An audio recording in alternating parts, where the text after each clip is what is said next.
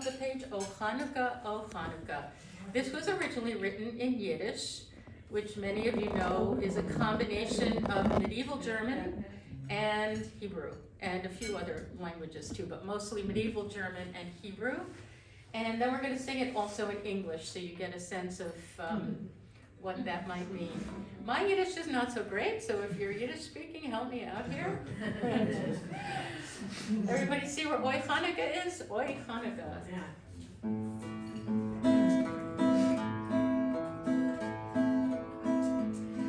Oy Chanukah, a yonter, a schöner, a lustiger, a freilicher, nicht und noch a sehner.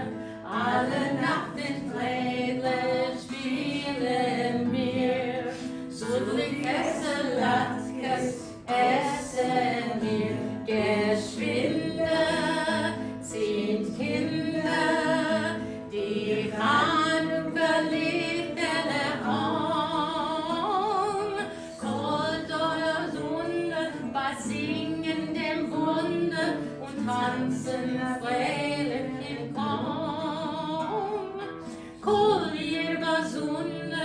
Singen sind Wunder und tanzen freilich im Korn. You got a little Hebrew there, ignore it. Let's go to English.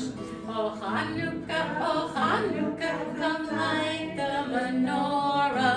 Let's have a party, we'll all dance a hora. Gather round the table, we'll give you a treat. We want to play with, we want to eat, and while we are playing, the candles are burning low. Oh, one for each night, they shed a sweet light to remind us of days long ago. One for each night, they shed a sweet light to remind us of days long ago. Oh Chanukah, festival of joy, a very special holiday for every girl and boy. Spin the whirling dreidels all week long, eat the sizzling latkes, sing a happy song. Now light them, tonight them, the flickering candles in a row. One for each night, they shed a sweet light to remind us of days long ago. One for each night, they shed a sweet light to remind us of days long ago. So in here we have all the things that we do with Hanukkah. We play dreidel. Who's played dreidel here around here in their lives? Yes.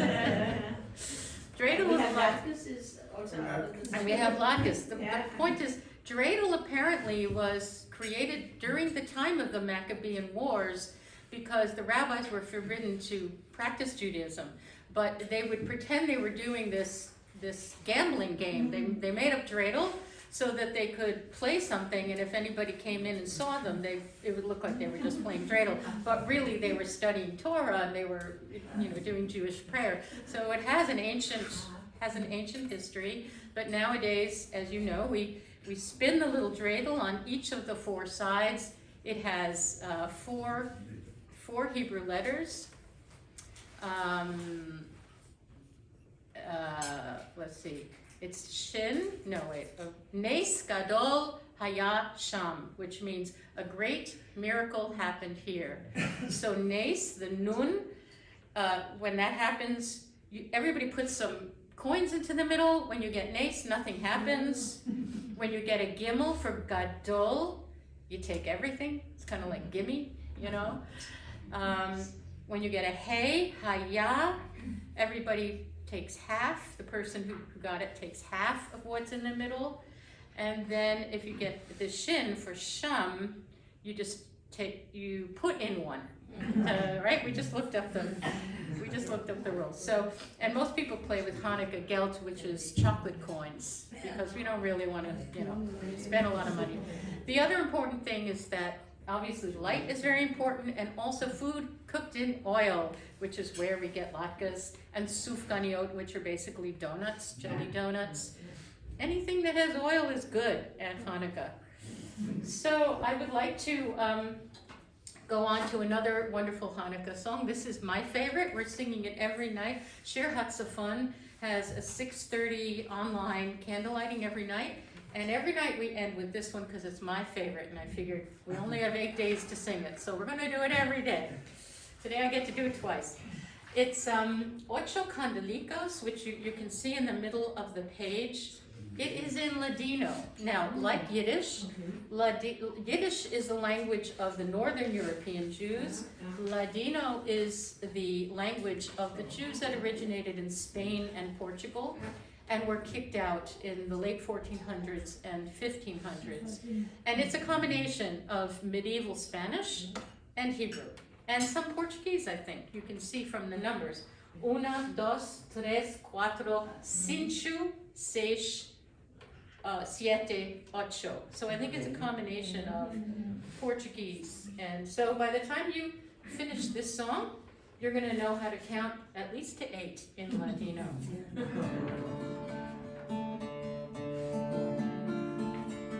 Chanukah linda está aquí, 8 candelas para mí. Chanukah linda está aquí, 8 candelas para mí. Oh, una candelica, 2 candelicas, 3 candelicas, 4 candelicas, 5 candelicas, 6 candelicas, 7 candelicas, 8 candelas para mí. You're catching on and singing with me, that's great. Muchas fiestas vou fazer, con alegrías y placer. Muchas fiestas vou fazer, con alegrías y placer. Oh, now sing with me. Una candelica, 2 candelicas, 3 candelicas, 4 candelicas, 5 candelicas, 6 candelicas, 7 candelicas, 8 candelas para mí. And one more time. Una candelica, 2 candelicas, 3 candelicas, 4 candelicas, 5 candelicas, 6 candelicas, 7 candelicas, 8 candelas para mí.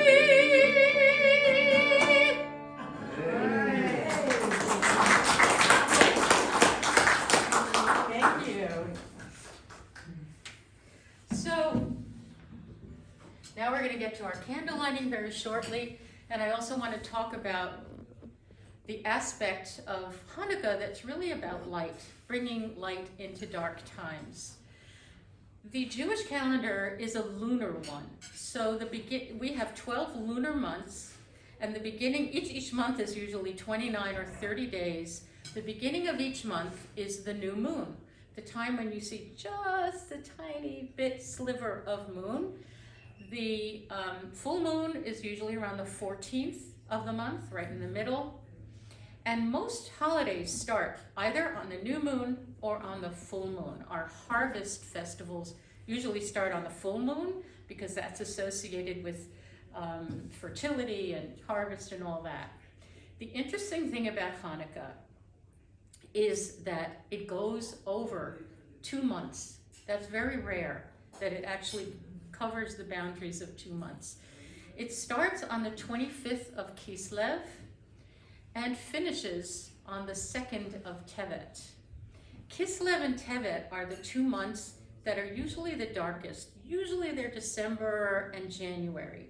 It's a little early this year because every so often we have to throw in an extra month as a leap month. so that we catch up. The lunar calendar is like 354 days. So after a few years, you got to add an extra month in. So this year, it's extra early, but it very rarely starts in November. Usually it's December. Sometimes it goes over Christmas. And that's why it varies, because it's a lunar calendar, not a solar one. And here's the interesting thing about it. Kislev and Tevet are the darkest months of the year. We start on the 25th of Kislev when the moon is getting to its smallest point. And then we have 2 days where the light begins to grow again. So it is the darkest time, the darkest month, and the darkest part of the month, which means it's absolutely the darkest part of the year from a lunar point of view. But the last few days, the moon is starting to expand again. So on all of these levels, you're dealing with darkness and light, you know, the diminishment of light, and then the growing of light again. So similar to many of our traditions all over the world, right? We have Christmas, we have Diwali, you know, there's all sorts of light ceremonies that go on around this time. But ours really goes to the darkest and then reminds you that it's going to be light again eventually. There were 2 rabbis who had an argument over how we should light the candles. One, Rabbi Shammai, said we should start with 8 candles and then take one away every night. And Rabbi Hillel, these were the 2 houses that usually argued with each other, said, no, light should always increase. So start with 1 and add. And of course, that's how we do it. And I think the fact that it happens at this time of year and that we end with light increasing tells us that we should always look forward to light increasing. So there's a lot of hope.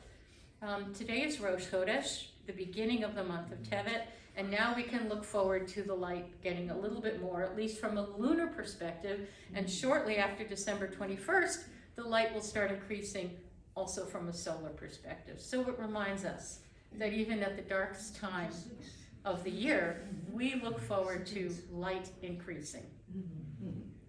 So I need 8 people to light our candles.